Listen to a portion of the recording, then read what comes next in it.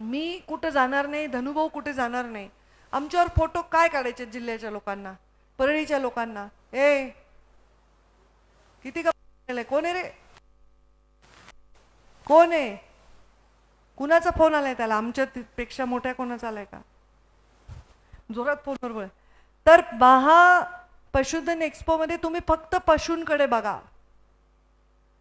आमच्याकडे बघू नका. आम्ही परत आहेत तुमच्यासाठी. तुम्ही आमच्यावर फोटो काढायचा, गर्दी करायची, घाई करायची काही करू नका.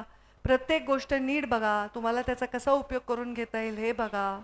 आणि आम्ही उद्या मुख्यमंत्री महोदय येणार आहेत. सुमारे 10:30 वाजता सभामध्ये लोकांनी बसायचे, जे ग्रामीण भागातील आलेले लोक आहेत.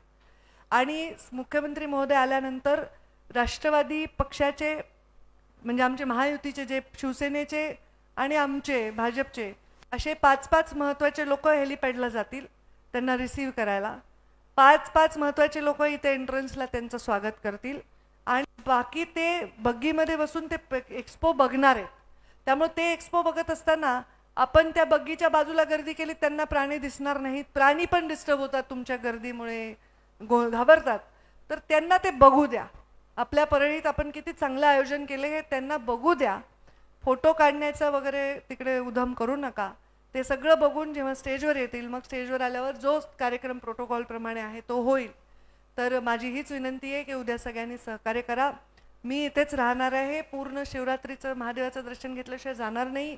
पूर्ण पशुधन एक्सपोचं पॅकिंग करूनच जाणार आहे मी. तर त्यामुळे बघ, पुन्हा जेवढ्या लोकांना भेटायचं आहे, काय करायचं करू. इथे आता स्पर्धा होणार आहे, ते पण बघा.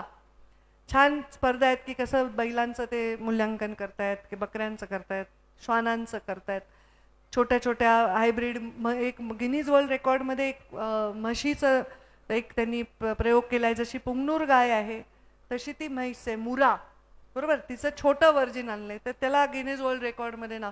त्यांच्यावर फोटो काढा ना, आम्ही तर आहेच पुन्हा.